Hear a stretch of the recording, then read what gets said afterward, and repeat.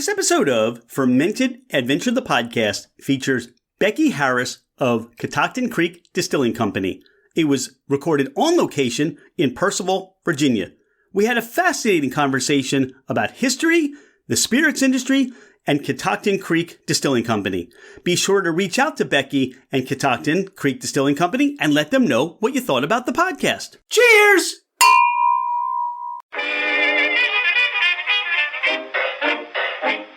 Hello, ladies and gentlemen, craft spirit enthusiasts, and those interested in the intoxicating world of craft distilleries, cideries, meaderies, wineries, and the occasional foray into breweries. It's Rich Shane, and welcome to Fermented Adventure, the podcast, where we bring you the fascinating people that are making the mash, fermenting, distilling, bottling, pouring, and delivering to you some of the finest libations in the world. Before we get started, here are a few housekeeping items. Thank you for bringing the podcast into wherever you are and whatever you're doing. We truly are grateful that you have chosen to listen and make us part of your day. It would mean the world to us if you left a 5-star review. This helps us climb in the rankings, and it makes it easier for others to find us. Don't hesitate to leave us your comments as well. If the podcast didn't meet your expectations, tell us why. We're always striving to improve. You can find us at fermentedadventure.com. We are on Instagram and Facebook as Fermented Adventure. Email us at fermentedadventure@gmail.com. All right, FA Nation, let's meet our guest. She's Becky Harris. I'm Rich Shane. Dawn Ranieri's here, and this is Fermented Adventure, the podcast, and we are at Catoctin Creek Distilling Company. Becky, welcome to the podcast. Thank you so much. Excited to be here. I'm thrilled. And even from our tour and seeing the workings of the distillery, my energy and my enthusiasm is even building as we talk. So I'm excited to be here today. Becky, how did Catoctin Creek Distilling Company get started? My husband and I founded Catoctin Creek back in 2009, which was, it's really unbelievable the way things are changing, right? 2009, there were maybe 200 distilleries in the whole U.S. There were maybe 6 in Virginia, and now we have 10 times that number. And we started with a vision of making rye whiskey, which was the whiskey of the Mid-Atlantic. Matter of fact, the whole Eastern Seaboard up till prohibition. This kind of whiskey we make is 100% rye. We have a number of farms that we grow it from. We believe really strongly that using batch pot still distillation is so key to getting the best flavor from rye whiskey. That's all we use. And so we're really excited to bring this product back. Basically, it's something that's locally centered. It's about local regional terroir, if you will. And, we've been growing steadily and really excited to kind of be at the point where we are, where we're distributed in 30 states and, and even in the EU. I love how you summarize everything. You left so much there for conversation. And talk about that moment for you and Scott. Was there a love of rye? Was there a love of whiskey? That inception of, hey, we can do this distillery. Why don't we do it? I mean, how did that come about for the both of you? Scott had enjoyed whiskey. He likes to say that government contracting taught him a great love of spirits, that he basically was doing umpteen different, PowerPoints and came to this point where he was like, I want to do something different. And one of the things that he had gotten more enthusiastic about was spirits and whiskey. And so he came to me with this idea, and I'm a chemical engineer, so I had worked places like making the polystyrene foam clamshell containers that we all know. I've done contact lenses. I've done copper and nickel plating on laptops, cell phones. So I'd worked in a number of different industries, and the one thing that you learn doing those kind of things is that you can learn almost anything. Nobody walks into contact lens manufacturing knowing everything about it for the most part. You have to be able to learn. And so when he brought it to me, I was like, I can learn to do that. How do you make money? And that was really the biggest thing. He had to build the business plan, and I figured, he's going to talk himself out of it. And I will be supportive, and It took him almost a year, and he almost gave up a couple times, but we basically got to a point where we realized that if we took our savings, I worked for nothing, then he could keep his day job, and we got an SBA loan, and we were off. And, kind of starting that whole learning piece, because it was a totally different landscape starting out. We were the only distillery within shouting distance of Washington, D.C. We were their local rye. That's something that's not available to people starting out now. Now there are maybe a dozen distilleries in D.C. And so it's a completely different landscape, and we had the advantage of operating in that. We had a couple of engineers knowing nothing about the spirits industry. We didn't understand marketing and branding and how you do that. We've learned so much in that time. But it really kind of shows the potential that we felt that there was. And there is that potential and the ability to kind of grow these businesses. But yeah, the landscape's changed a lot. And, the technique is the same in so many ways as what's being done and had been done illegally or on small farms across, this country. I always like to talk about the history of rye in Virginia. A lot of people don't know that at the time that George Washington's distillery in Mount Vernon was active, there were 13,000 distilleries in the United States. 3,500 in Virginia, which was a larger space at that time, Virginia. But basically every farm was a distillery. And the agricultural history was that of tobacco, because Virginia was the tobacco state. So the men were in the fields doing the tobacco, planting cover crops to try to reinvigorate the soil, because tobacco is really hard on the soil. And the cover crop that mostly they used was rye. Yeah. Marginal soil, it replenishes. And so who made the whiskey? The women made the whiskey. It wasn't until after George Washington's time, when you had these alembic stills that came over from Europe, that you started things as industrial, and then it became man's work. But before that, it was done on a stove still, the kind that you see people using. Those were women's jobs, and they made the beer, they made the cider, they ran the taverns. Women were the ones who did this work. And so, when you hear things from people about, women in this, women were always in this. It just wasn't in the historical record because women's names weren't important at that time. And they weren't given the credit because they weren't landholders. They couldn't hold land. Yep. And essentially, nobody writes it down. Yeah, they could make it, but then the men took it somewhere. Right. And it was just like, oh, well, thank you very much. And then they moved on to somewhere else. Exactly. Taverns were owned by the husband, but they had to be married to someone who knew the business. Usually those were women. I wonder, and I haven't gone in detail, and maybe somebody like Laura Fields, who I do this little whiskey tangent with the American Whiskey Convention, she might be able to get to some research. But I wonder if there is really some documentation you can find on who maybe some of those female distillers of the day were that were recognized, and where someone would say, like, hey, Scott, did Becky make this? Yeah. Where, he's not saying, or that man and that tobacco farm isn't saying that this was mine because everybody at the day had winked at it, right?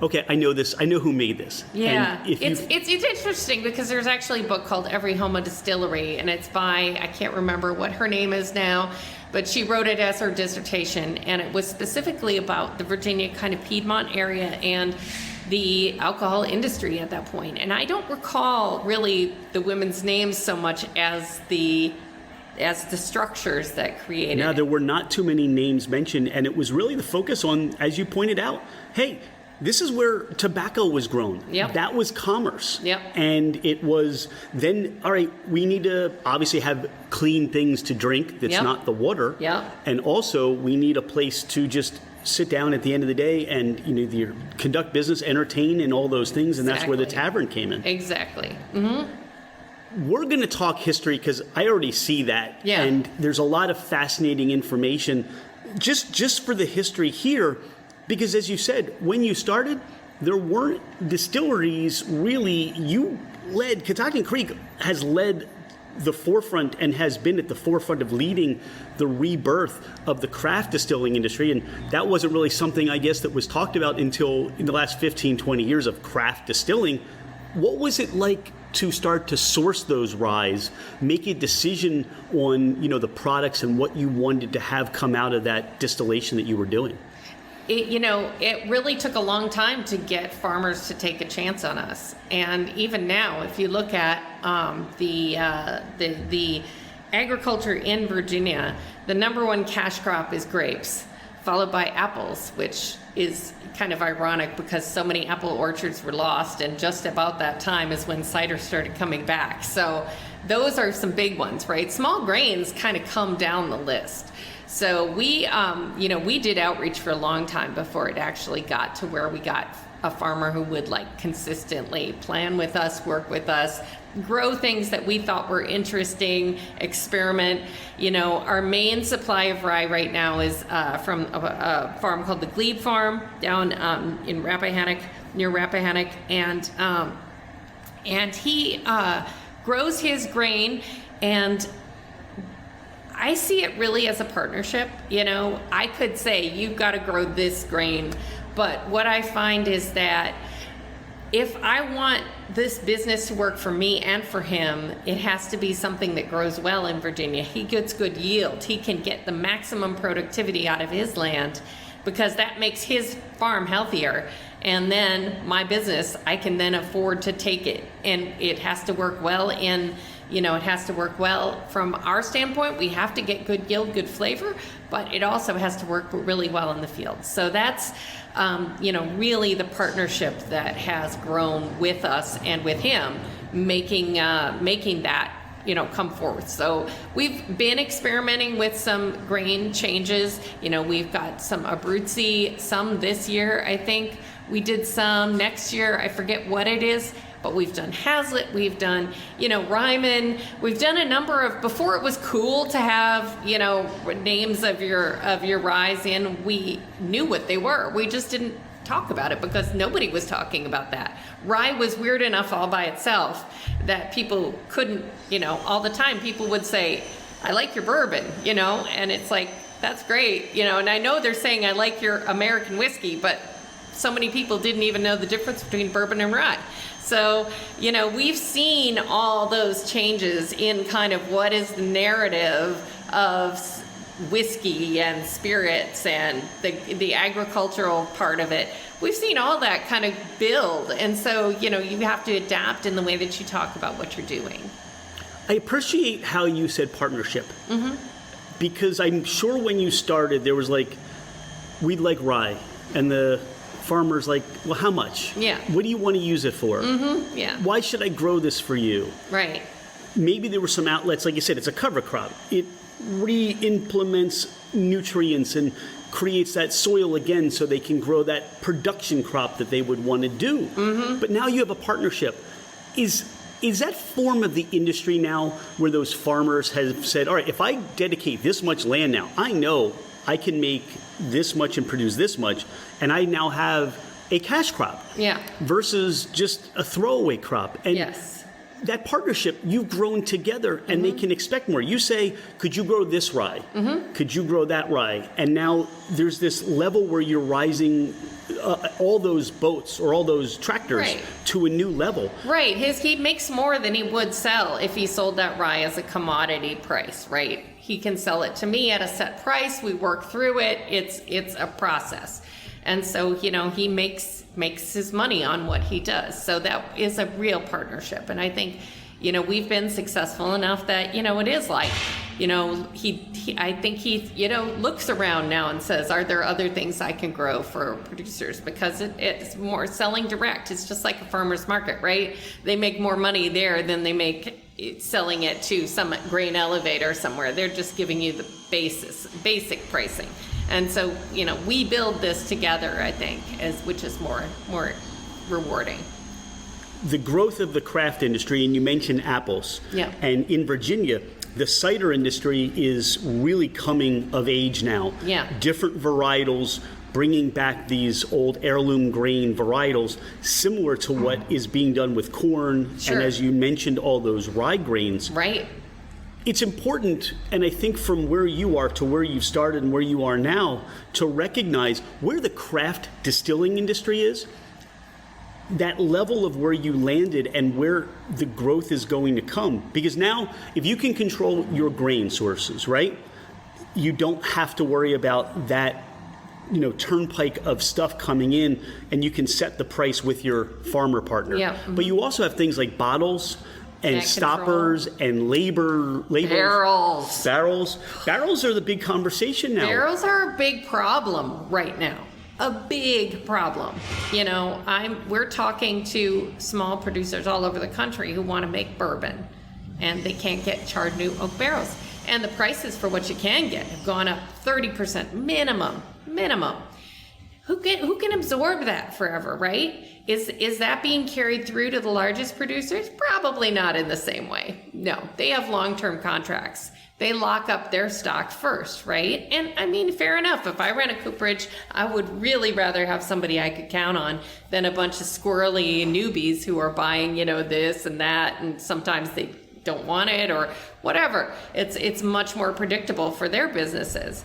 But it is a huge problem for for the craft producers. They don't know, honestly, what they're going to do. And I think that it does raise a larger issue from a standpoint of how do you husband the resources of American oak?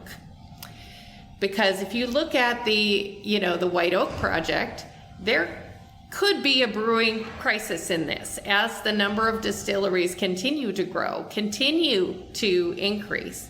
How do you best keep that? Because as you look at forestry, for instance, getting the reproduction of oak in the same numbers is getting increasingly more difficult because of, for instance, the whole predator-prey chain is messed up, and you've got deer everywhere, and they will eat those little tiny saplings that are coming up.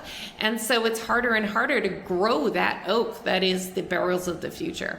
In the second part is, if you're only using a barrel once, then that barrel has a whole afterlife. And a lot of that afterlife takes place in other countries where there is flexibility in their regulations to allow them to scrape and rechar and use that again. And it makes great whiskey. Nobody complains about the quality of Scotch or other whiskeys in other countries, right?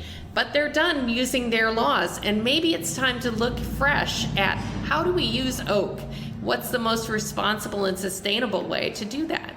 And, I think there's a conversation that's coming about, is it time to, we know historically that the reason that charred new oak barrels were written into the law was because coopers were protecting their market share because glass had started to take over. So coopers don't have a problem right now. They got all the business they can. They're turning business away because they cannot service it. So maybe it's time to start talking about what actually gives us the best, most sustainable way to keep this industry thriving. And maybe it is looking at how do you use cooperage. That's where I think the conversation is going to be coming. Do you think that's going to end up being two levels? Do you think, because as you pointed out, look, McDonald's buys all the chicken first, right? We know the larger players in the distilling world, as you said, they've locked up their contracts. You go back to something like craft. Does craft become that new age, new wave of saying, look, we know if these are the regulatory parameters that we can only call a bourbon, well, new American oak. Well, what happens if we start to play around with scraping those barrels and bringing back that area where there's been no give and take? We can get a whole new life, another 4 years or 8 years or however many years out of that one barrel. Yeah. Is that an idea where craft says, why can't we do this? Why can't we do this? Why can't you do that? Why can't we do this? Right. I mean, it seems like it's reasonable. It isn't about the process that you use that makes the whiskey delicious. It's about the skill with which you deploy the tools that you have and make, whether it's your raw materials, your ingredients, and the way that you use them to create flavor. And that is really what It is. It's not whether a barrel is new or whether it's scraped and recharred. It's how it's deployed, how it's blended together, how it's used, all that comes together to make what goes in the bottle. And I think personally that bringing that back to what was more historically accurate, which was you could put bourbon in a barrel, whether it was new or used at the time that it was, is perhaps going to be the future. And I think that if we as consumers are interested in a vibrant, exciting, all kinds of innovation happening at every level, we need to support the small businesses that drive that, because the small businesses that are driving that are the ones that are making the shakeups, and why we have more new expressions from any of the big providers than we ever had in the 30 years before the craft industry really started to blow up. They weren't taking those chances. They weren't laying down nearly as much of interesting stuff. And it's because of the pressure that they feel for innovation from small producers. And I think that as a person who loves whiskey, made by big guys, made by small guys, I want to see the ability to try those whiskeys and to see what's going to open up the next thing. So I think we should open up these definitions. We should open things up. I mean, you don't want to be like, somebody was talking to me about craft beer. And they said, you go to Germany, they don't have craft beer really, because they have the Reinheitsgebot, which is you can only use these ingredients in beer, right? They're very prescribed. There is no other way to do it. And they haven't had that explosion of small distilleries or small breweries, and to mix things up like we've seen in this country. And if we had that kind of rule, we might still all be just drinking Bud, Miller, Pabst, Absolutely, right. Yeah. And it's the small producers that led that change. And so I think that same change has happened, and it's been led by the creativity of small distilleries, but the large producers have innovated as well, and they are not going to get nibbled away at by millions of little piranhas like AB and Bev was.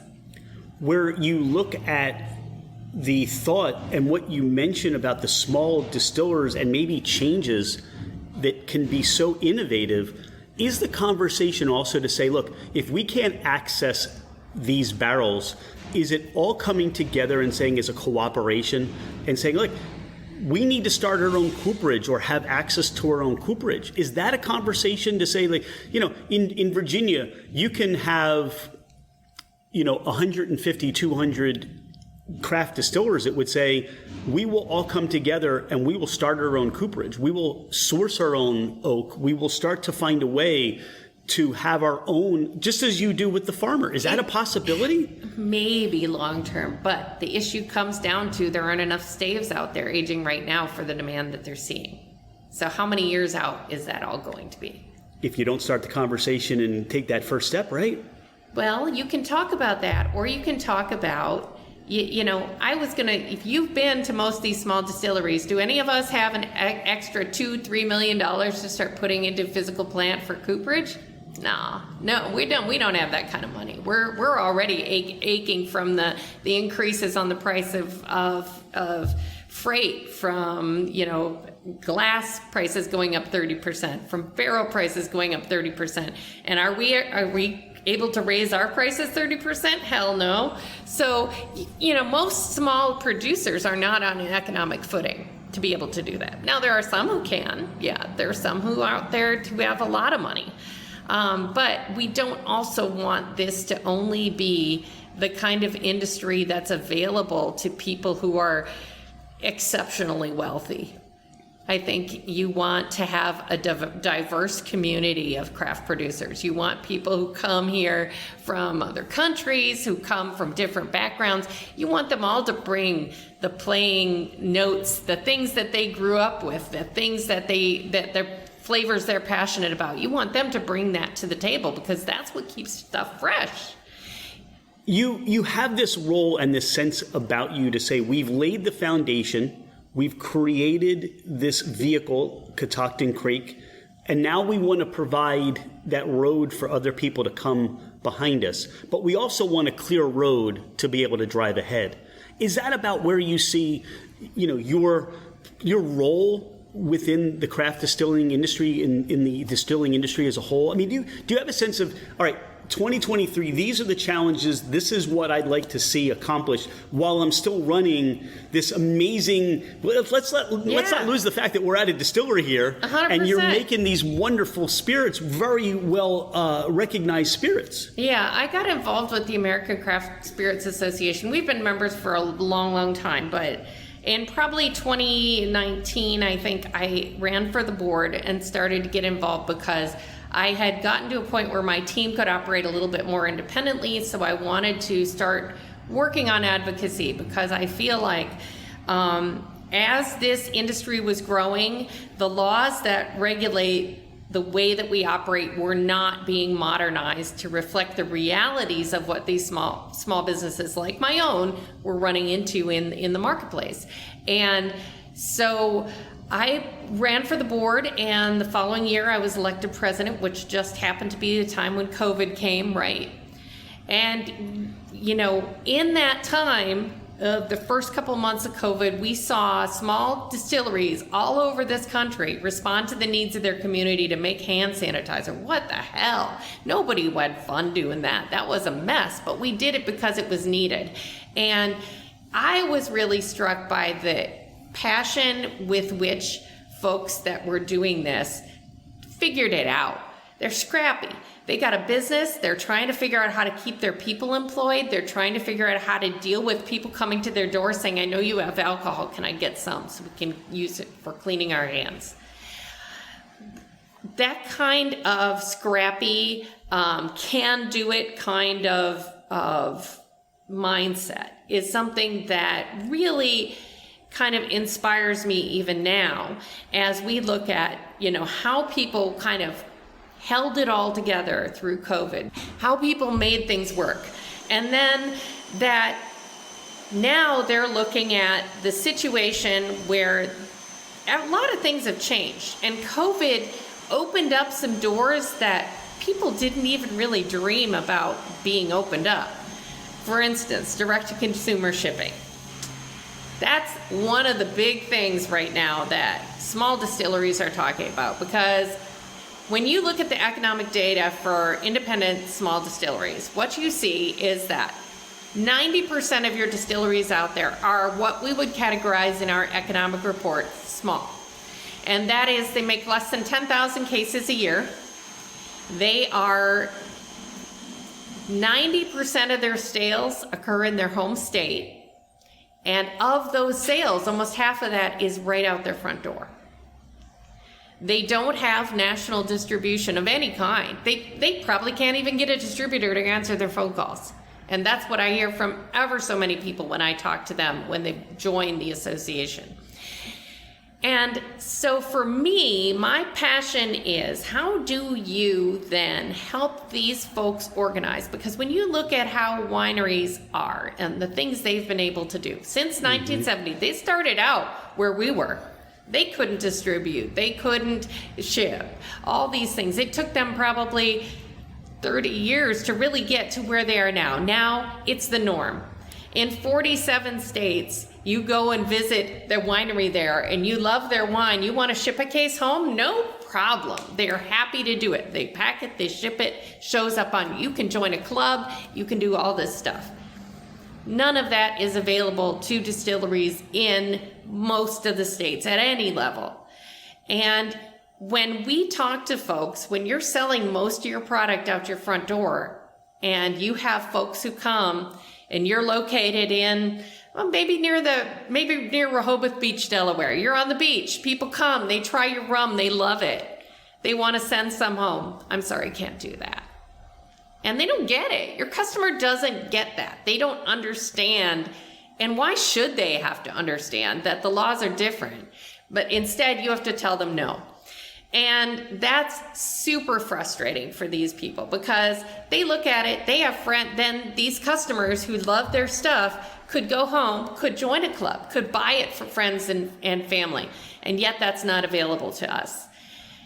as an association, we're taking on the role of how do we help that change?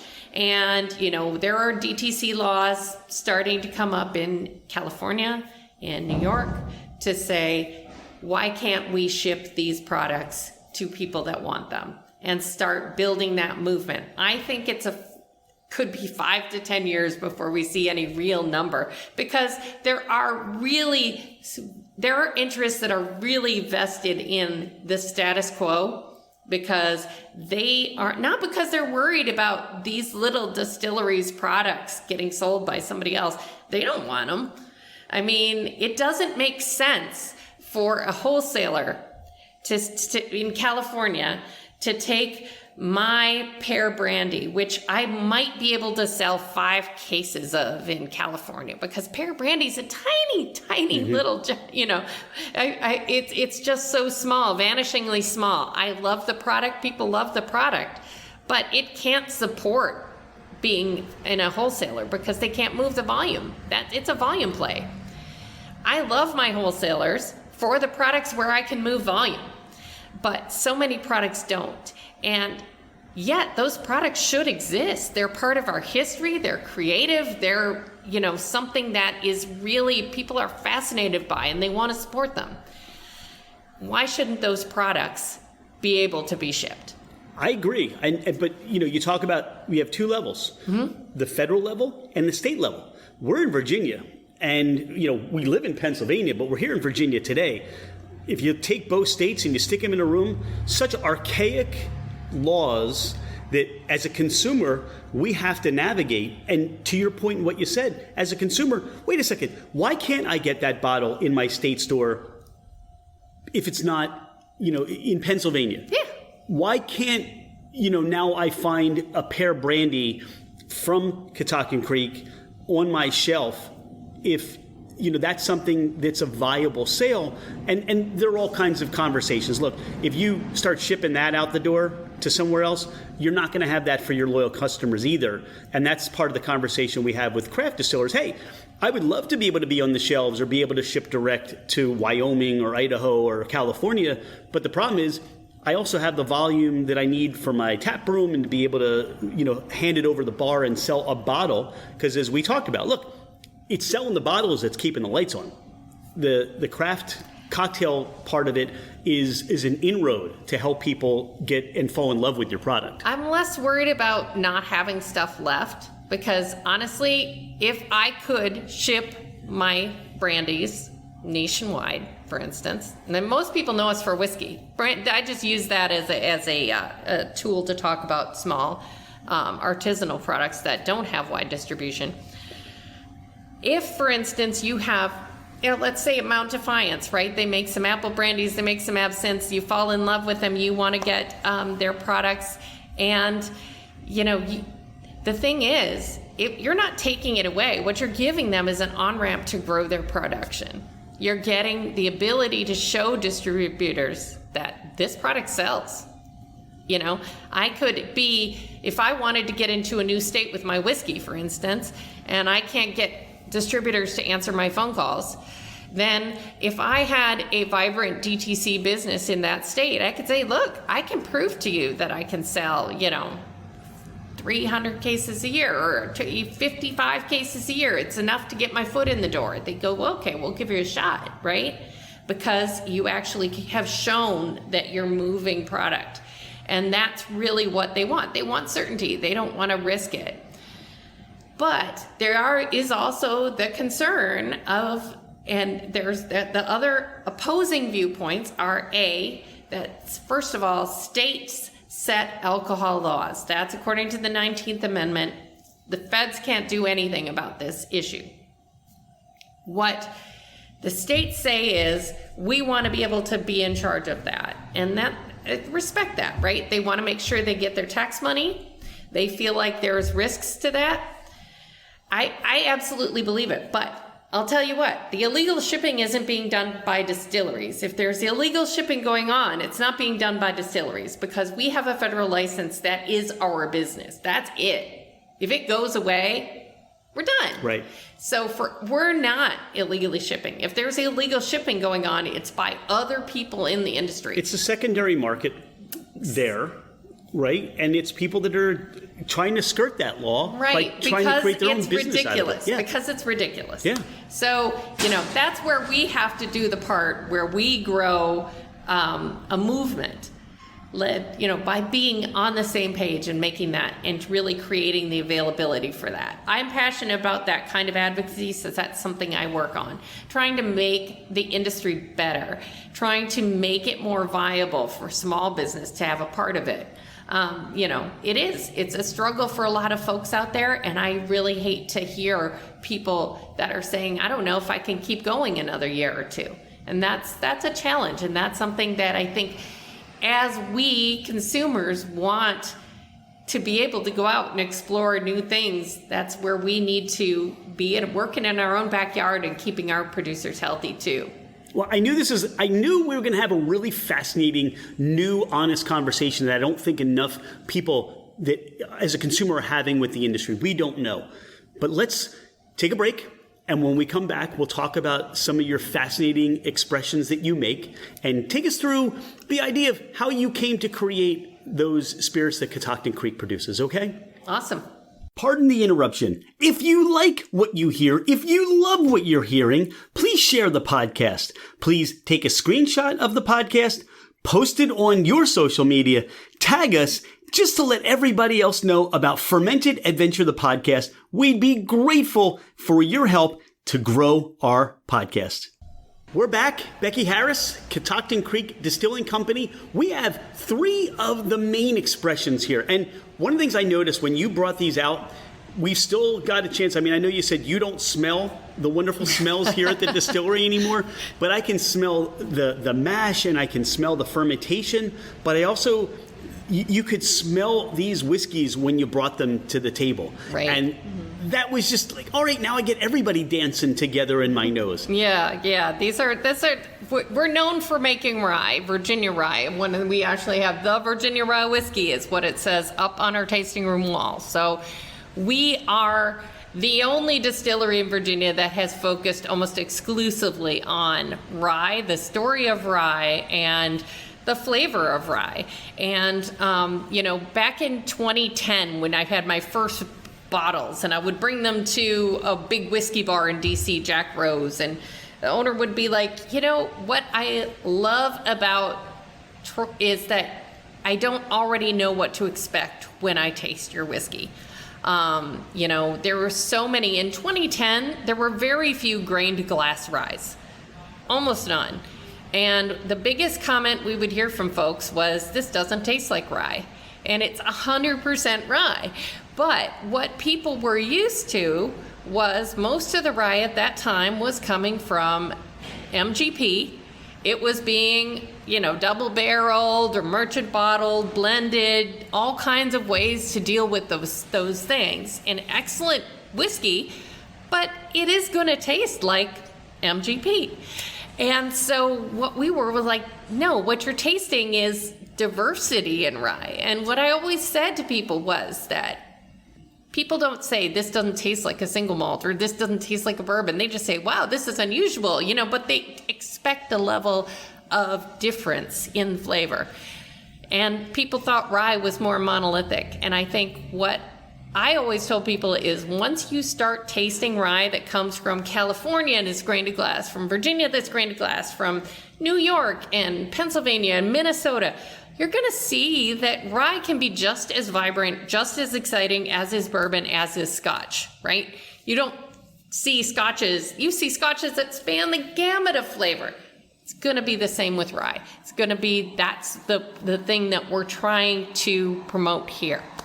So one of the things that we do that's a little different is we're not blending to a particular standard for our ryes. So our lineup is differentiated really by the proof and the experience that I want folks to have. So they're single barrel ryes, and what we do is we actually go ahead and prepare to dump a bunch of barrels, and we go through and sample them all at cask proof. And we're looking for the barrels that are just right? The nose has to be amazing.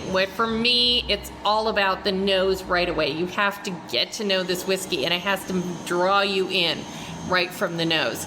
Then it has to have this really rich texture and mouthfeel that are going to really bring that kind of a creamy texture to it. And that's really something that comes specifically from the use of these pot stills. As we get along in the distillation, you start bringing more and more of these fats and oils across. If you're using a beer still, you're flashing everything really quickly. What takes me 6 to 7 hours to cycle through takes them 3 minutes. And you can't get that depth of flavor. You can't get that texture from it. So that's what you're going to see in the cask proof. And then so that's maybe one of a dozen, that hits it at all cylinders. Then we'll take those other barrels and we'll bring them down to 92, and we'll taste them there, and we'll bring them down to 80 and we'll taste them there.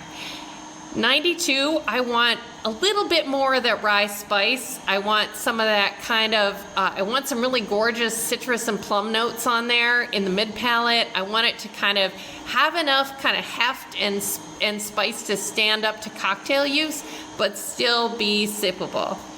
And then the 80 proof, what I'm looking for in that, it's a front porch sipping whiskey. It's my gateway rye. When I talk to people at whiskey shows and they say, oh, I'm not really a rye person, I say, try this rye.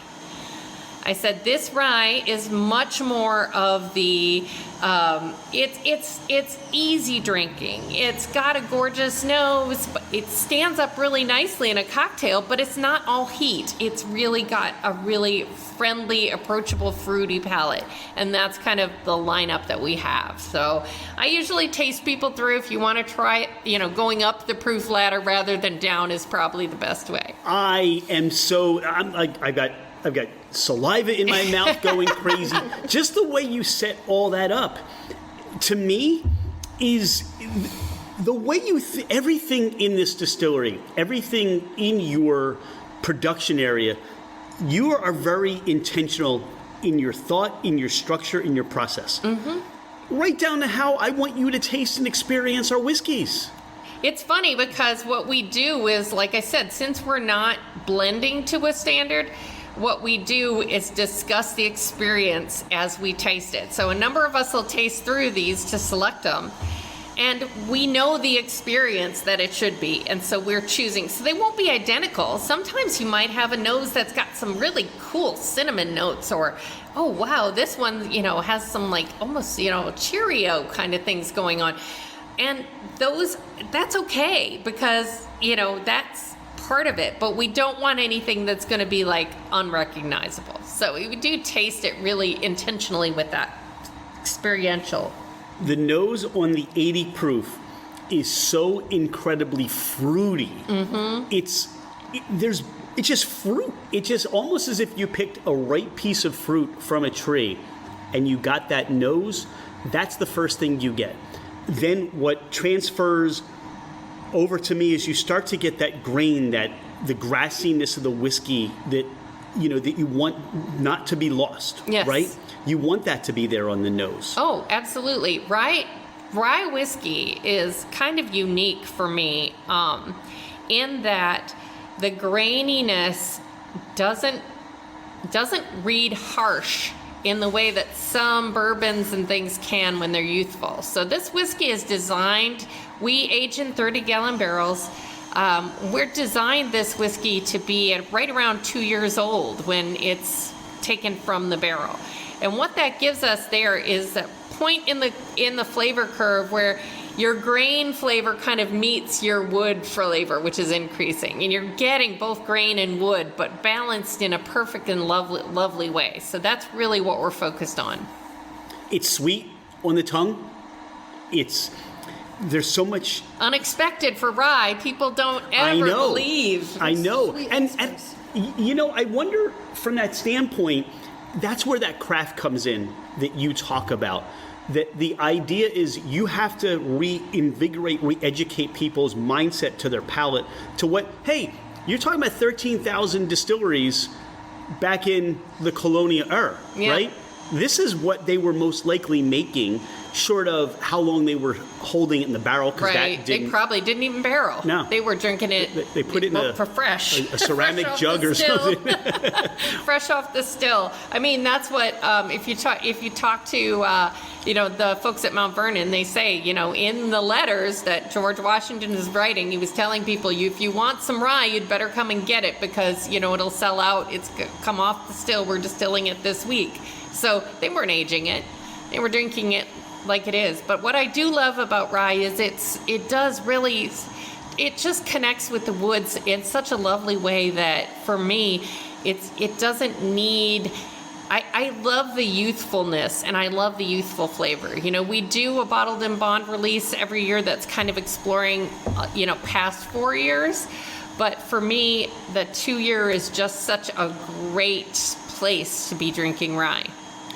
One of the thoughts I had, because you talked a little bit about it, was the terroir, the provenance of this is Virginia rye. And what do you think the characteristic, or what do you think the personality that you talked a little bit about it, I believe, when you shared these 3 expressions and you gave us your perception, but go a little bit farther to say, all right, if we are a Virginia rye distillery, what do we want to make sure that lane that we stay in, that we don't deviate from? So people know when they grab a bottle of the Virginia rye whiskey, that this is what you can expect from a Virginia rye whiskey. We haven't gone and done any formal definition, kind of gone through that process yet. But if you asked me, I would say that, having the, I think personally that a vision that goes back to that kind of pot still distillation that was really the heritage of what rye was being done here.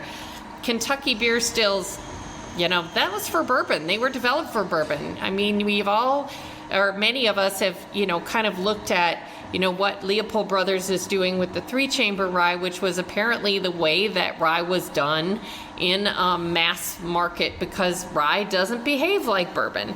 And so they had that 3-chamber still built to be essentially the equivalent of what a beer still is for bourbon. And it does produce a different thing. And when he talks about it, he talks about that so much of rye's texture and flavor comes at the end when you have a low ABV piece of the beer coming off. That's really where you're bringing these fats and oils and the texture comes off. And that's why beer stills don't get that same place. So I feel like that's really where you're talking about being closer to what you do in a pot still, where you distill it down, and the further you get in that distillation, the lower in ABV is your mash, if you will, and you're pulling off different flavors, you're pulling off different textures. So that's why for us, the pot stills, we continue to work with that, even though we would definitely be a better economic frame if we bought a Kentucky style beer still. If we had a column still, I don't hardly need anybody out there to do it. It's much less labor intensive. But I think you wouldn't get the quality. You wouldn't get this flavor profile. That's what I said. And to me, if I'm just going to do what they're going to do in Kentucky to make rye, why do you need me? I'm here to do something different. I'm here to bring something that other people don't bring to the table. Even I think to the design of your pot still, right, and your neck, and how all that might change. Sure. You've recently done an expansion. Yeah. What has it been like for you to go from a smaller capacity? I mean, you're a chemist. Yeah. It's been very good. The thing that we do that is important, that I feel like, is that we just be honest and true to, the source of the grain, the flavor of the grain, and then appreciation of the changing texture as we, tweak the mash bill. We're 100% rye, but it's not monolithic. I use rye from 3 different places in every single mash bill. So some of it is from Rappahannock, some of it might be from closer to here, near Leesburg, some of it is in southern PA. It's regional, and I blend them together so that we get that consistency. And so it's 100% rye, but the mash bill is more than that. It's different ryes. And that's where I think that it gives you that depth of flavor that is more exciting. There is tremendous depth of flavor. And we finished this first tasting, and what I love that's left on the nose is like this sticky, toffee, sweet, wonderful, just that's what's left on that 80 proof. Yeah, it's so much fun. I love that just remains, because now what I want to do is I want to pour more. As you said, I can sit out on the porch. Sessionable whiskey, right? You Yeah. don't have to have everything be over the top in proof. And in hot weather, sometimes it's nice to have something a little lighter. And, especially, you have a lot of people who are, I'm looking at, I don't want to have everything cast strength. I want to be able to kind of be a little more chilled. It reflects different people's preferences. When I taste people through the lineup, a lot of times I find that some of them, their favorites are the 92 and the cask. Other people, they're like, the cask or the 92 proof reads too hot for me. I really like the 80. It just hits me in the right spot. Every different palate, every different personality. That's kind of why we have the 3 personalities of the rye. You're almost like different kinds of genres. I found that I associate drinking whiskey with a book. Yeah.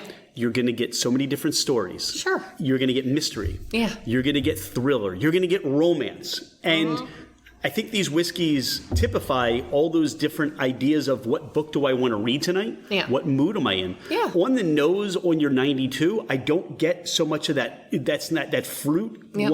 That's not there. But now I'm getting more grain, more grassiness, more, even though there's no corn in there. You mentioned Cheerios. Yeah. And it's almost like that essence of cereal, but there are no cereal grains in there. I mean, you've got the rye. That's it. That's rye. it. Mm-hmm.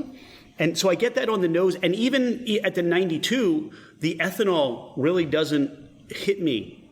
That doesn't come about in the nose. Right. I mean, if I get a barrel that does have a lot of ethanol, a lot of times those are the ones where you want to explore it at different proofs, right? Because what we see with most whiskey is that, as you decrease the proof, you find that sweet spot. And so that's kind of what we're doing. So if it's not, and I mean, if it's not reading well, if it's got a lot of ethanol at cask, maybe you bring it to 92 and suddenly, it blossoms and it gets a little bit more of those really lovely characteristics. There's still that sweet, fruity note that comes out on the first taste. And then there's that viscosity, but what it does is it's almost like you get this, I want to say soda-like, not cola, but like a seltzer-ish kind of feel where everything just kind of bounces on the back of the tongue and the side of the tongue, and it just goes away to what you're left with, this warm, spicy. Yeah, you get more of the mint, some of those things on them, kind of like a spearmint sometimes on the finish. It's just, I think, if people always ask me which one is my favorite, and they're like my kids, it depends on the They're day. all your favorites. But this is the staff pour. So this is the one that our staff, if they have the shift drink at the end, that's what they're generally looking for. I can still taste the mint, The mint's still there for you?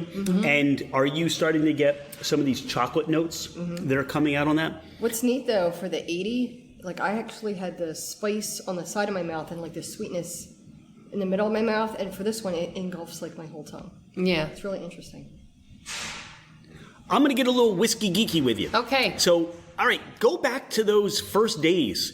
And, all right, we're laying down these barrels for a couple of years. I know you do brandy. I know you do gin. Were those some of the things that you produced to keep the lights on in the beginning? No, we released 1-month-old whiskey. 1-month-old whiskey. Yes, we did. We went to ABC with our gin and our gin, and we had a white rye that we were releasing at that time. And Virginia was like, they read through them and they were like, nope, we want the we want the brown whiskey. And we were like, oh, okay. Because Virginia is our biggest customer, even today, right? And so we were like, well, I guess we have to figure this out. So what we did was we made it really youthful, but I will say that what we had very, very clean cuts so that there was very narrow, I had lots of tails because I knew I wasn't going to get much time in that barrel to do it. So every time it tasted good, but it was definitely like more waste. So I had a lot of tails and I would, move a lot of that through the other process.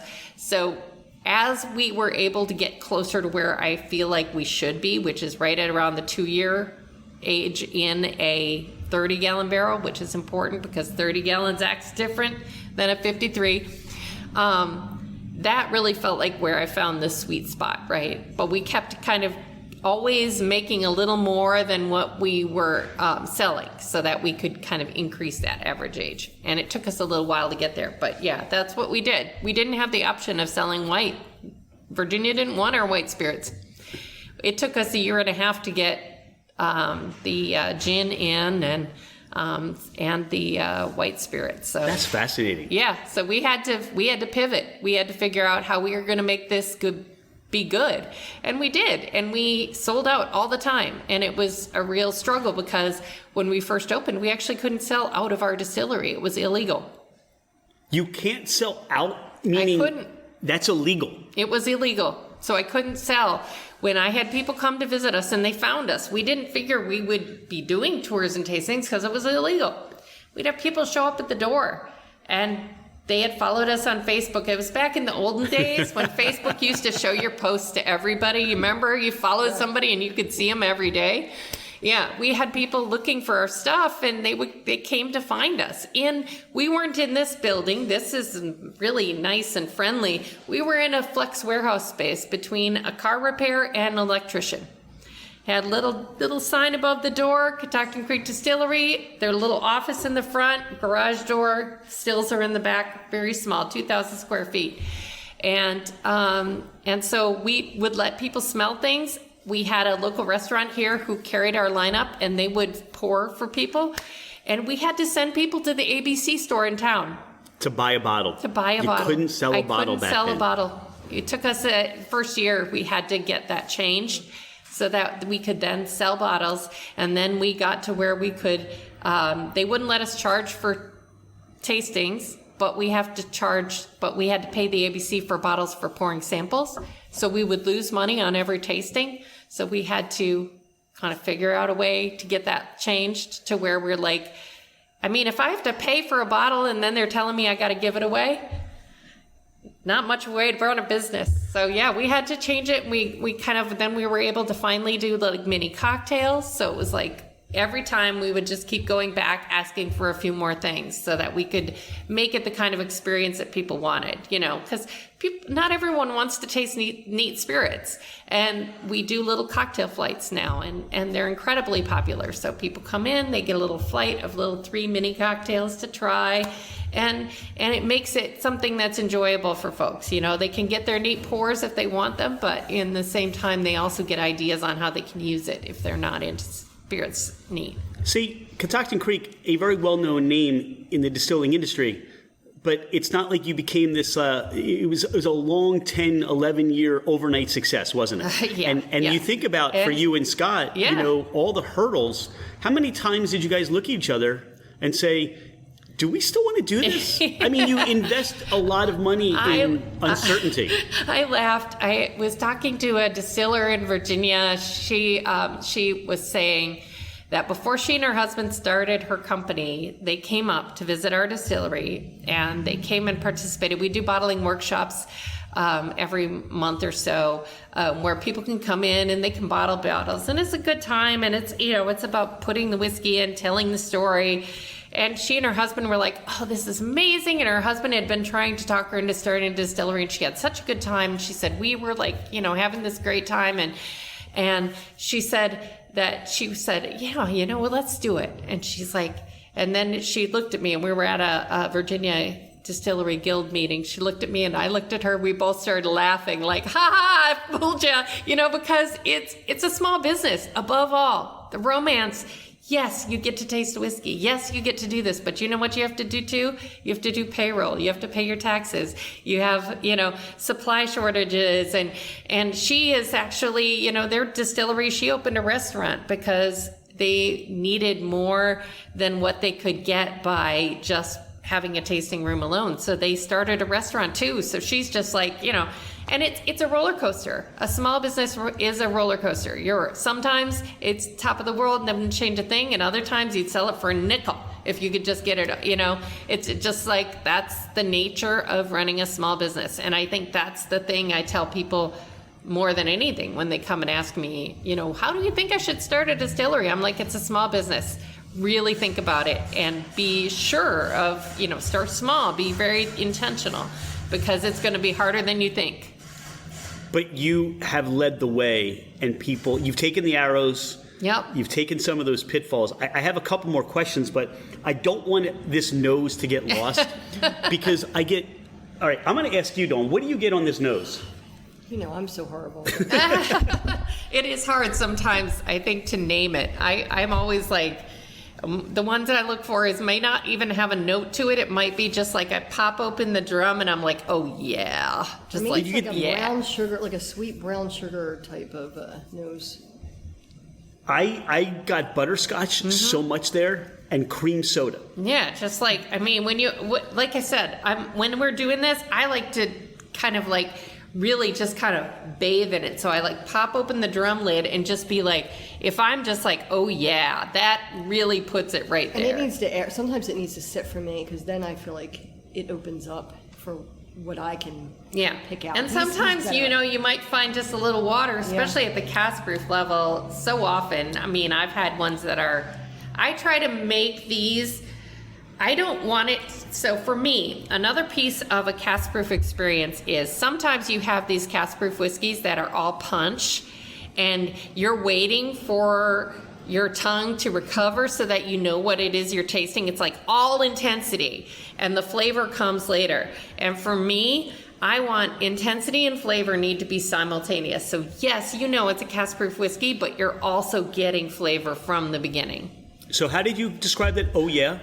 Yeah, probably more profane, but yeah. So is that somewhere we should fit a little sliver under the wheel? Yeah. Where it's just straight up. Oh yeah. Oh yeah, and maybe a little expletive. Yeah, maybe an expletive in there too. No, and I can honestly, you have that experience, and all three of these expressions are there on the nose, on the palate, on just the way you feel. After you enjoy just a little bit of this whiskey, it's at, oh yeah, this is why we get to enjoy a whiskey that's unlike anything else on the mass production market. Right. This is craft. This is like everything in this tasting room. Bringing in the Buick dealership and the history of this space. Yeah. And it's distilled down in that experience. You're going to get into this glass, this bottle, as you said, farm to table, through and through.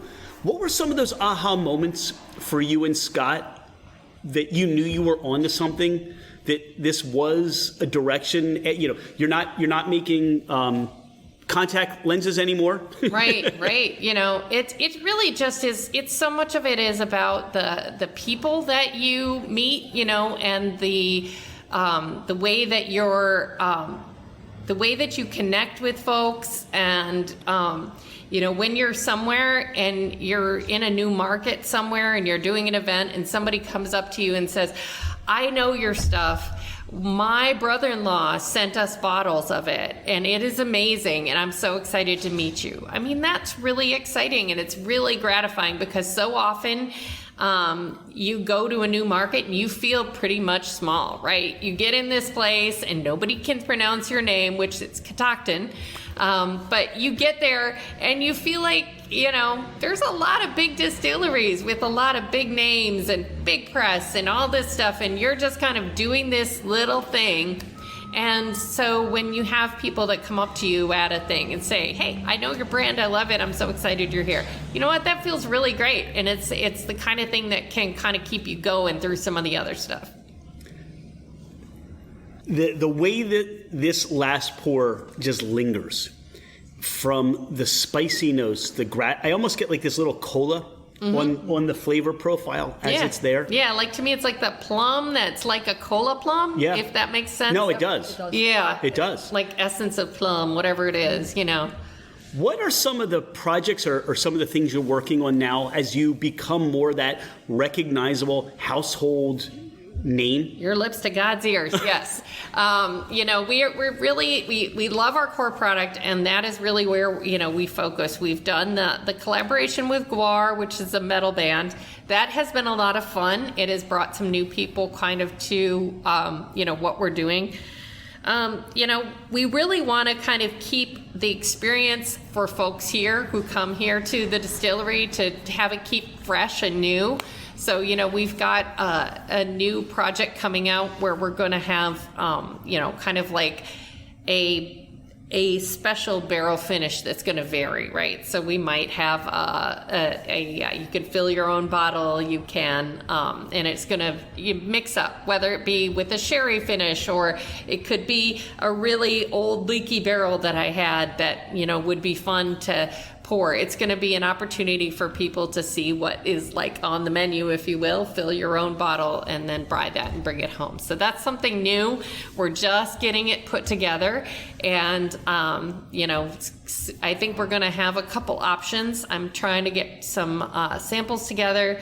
We're going to decide like a top 3 lineup and do a poll on social media. What should we release first? Kind of as the fill your own kind of concept. So that's something that I'm pretty excited about. It's going to be a lot of fun. I will tell you selfishly, when I get to vote, it's the opportunity where we can get to the distillery first. Yeah. Because a lot of times, I mean, one of the beauty of craft and these craft distillers, they're doing these limited allocations, these limited releases. You talk about maybe a secondary finish or or a cask strength barrel, you know, a single barrel release. Or maybe, look, you may decide at one point, hey, you are the Virginia Rye whiskey distillery, but maybe, you know, you want to do maybe we've done single malt. There you go. I mean, or you may want to do you have a brewery local that you may want to take one of their whiskey. You have maple syrup. There's all these things. Yeah. But how often can we can't get to everywhere? Yeah, exactly. So you have to kind of balance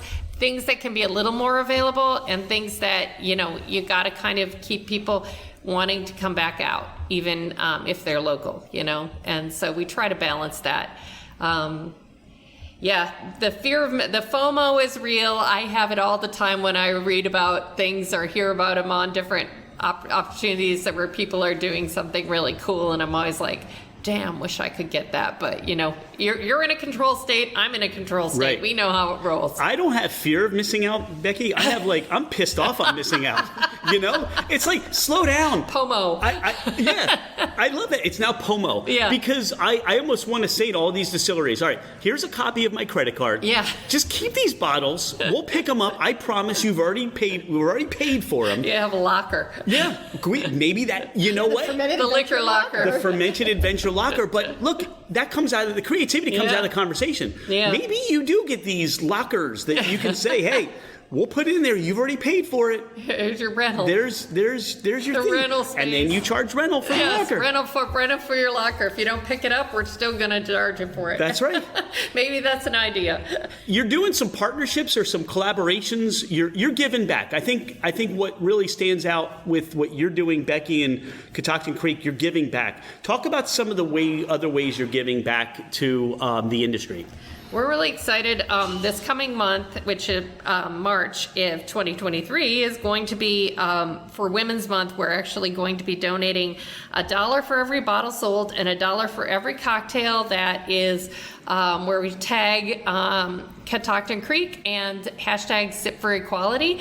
We're going to be donating money to the Step Up Foundation, which is a nonprofit founded through my work with the American Craft Spirits Association and others, we have put together a unbelievable internship program. So the folks that earn internships, and we just completed our first 2 interns last year. They're both, they both have, one is working at Sagamore Spirits in Baltimore. He's in production. His name is Yaki Odomo. And Erin Lee was our other first intern. She is working for Few Spirits up in Evanston, Illinois. And this year we have 2 great new interns, and we're going to be, what they do is they get to spend time for a comprehensive internship. So they're spending about, I think it's like 12 weeks in their first distillery, and they're going to learn everything from how to run a tasting room, to marketing, to production, to sourcing your spirits, to everything it takes to run that distillery. Then they're going to, and that's at a middle-sized distillery, so something like the size of a New Riff, for instance, or Sagamore.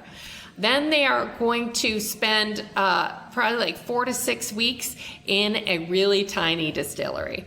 Like there's 8 Oaks up in Pennsylvania. They hosted one of both our interns last year. Tiny farm to glass distillery. They're going to one of those, and they're going to spend some time and learn what's different about that. How does it work differently? Then they have a third stay for the same 4 to 6 weeks, but this time they're going to be at probably one of the Diageo distilleries. Last year they did the Bullet Distillery as well as Dickel, and Diageo is one of our partners, our supporting partners, cornerstone partners. So they've made they actually host some of our interns as well. And so what they're going to learn from that is really how it works when it's at different scale. And that really gives them the kind of experience that nobody else gets in this industry. Nobody. You made me very excited from a standpoint that you brought me back to when I was in school. I wasn't a good student. I imagine you were, Becky, because you don't become a chemist if you're not a good student. But I think for me, it wasn't that I found what I was learning exciting. But if there was a way, I mean, the craft distilling industry, if that were around, I think when I was going through school, and I knew that that was an opportunity, and essentially this is a trade. Yeah. Right? This is a skill. This is like going to become a chef. It's going to become a woodworker, a master craftsman of any kind. Right. And if you really, look at it, I'm like, I would love to be on that internship. Oh, yeah. We designed the internship that we all, as small producers, would love to do. Oh, and I forgot, there's also a piece where you go to a distributor and you learn how distribution works. What? I mean, it's amazing. If you're entrepreneurial, you can get the whole picture, right? If you just want to focus on blending and running production, you can focus in on that like laser. It really gives you the whole picture, and then it gives you the opportunity to really drill down on what you want to learn. And so, that's what I think is really exciting about it. Also, all we want is for people to be, like 21 years old, you made it through high school. You don't have to have taken a traditional college path. You can go through different ways. Hospitality people are taking this. They want to get into the industry in a different way. And one of the things that we, noticed, and the concept for this came from the previous president of ACSA, it was Chris Montana. He owns Du Nord Distilling in Minneapolis. And Chris was one of the first Black founders of a distillery. And when he would come to the convention, he was the only face in the room. And he doesn't want that. And we don't want that. And so we had to try to make it better. So, we spent a full year putting together the curriculum, the structure, fundraising. And so even though I can't match Diageo money, I do know that I can give my bit back in, all the people that drink our spirits, hey, take a picture, tag us, #Sip for Equality, and and we're going to be trying to make the distilling industry even more exciting. Here's what for me stands out so much you give back. You've reached a point where you've established, and I know you're humble, Becky, I know you do, but when I say we're going to visit Catoctin Creek, people know where we're going. People recognize the quality of your spirits, the wonderful experience they're going to have when they drink them, but now you have the ability to bring people along behind you and help them, because what you're doing now is you're raising the quality of the industry. Yeah. It really, the give back side of what you're doing here is just very inspiring. It really is. It's really this industry has taught me so much, and I just want to make sure that it stays healthy and that the products that people are making continue to be excellent. And I think that has been the case. And I think we're just going to keep making it stronger. So, between the education and the advocacy parts of things, I don't do a lot of education. My bit is in the advocacy part. Scott likes to do the education. We have the American Craft Spirits Association offers a Distilling 101 class every year at our convention. And that has been a really great way to find mentorship and education. If people out there are interested in starting distilleries, I would say come and see us there. It's like you're going to get more real talk than you're ready for. At the end of the day, or the beginning of the day, for you and Scott, do you ever find yourself looking at each other and go, we're distillers? We distill. Do you ever have those conversations? Oh, it's more. It's like, you know what? We're still keeping on. It's like it's like I said. Sometimes it's pretty amazing. Last year, the Distilled Spirits Council gave us the Craft Distillery of the Year award for our work, and that was pretty amazing. I got awarded that and was on the stage with Nicole Austin, who's an old, I'm a fan of hers from way back as well as Dr. Joy Spence of Appleton Estate, who is like queen. And it was like, wow, this is really amazing. We've got to where you get this award with these same people, and that's really exciting. But I think there's so much further to go. You still feel pretty small. There's times when, it is tough. But I think that one of the things we're blessed with is that the people that know our products tend to love them and recommend them. And that's really, for listeners, if you love a local distillery, share the word, tell the word, ask for them at liquor stores, ask for them at bars and restaurants. That is the gift you can give, and it costs you absolutely nothing to do so. But getting your word out, and that's how you grow. So, take that home with you. Give that to your locals. They will love it. We went so many different places today, and I know for Dawn and I'm blessed for this time. And our ability to share the name and get the word out about Catoctin Creek. And look, this is something that, we made a point to make sure we came to the distillery. And if you're a lover of craft, drop a pin on this little town, Percival. Yep. I'm saying that correctly. You are, yep. Percival. This is a cute little town. We haven't experienced it yet. Yep. But this is a great start for our day to experience it. Becky, thank you so much. Thanks to Scott, who's probably out there educating the world today, picking up barrels and doing all kinds of stuff. Yeah, busy days. Thanks for being a friend of Fermented Adventure. Yeah. And we can't wait to see more of what you're doing and where that locker space is going to go in the distillery. Got to start clearing some walls.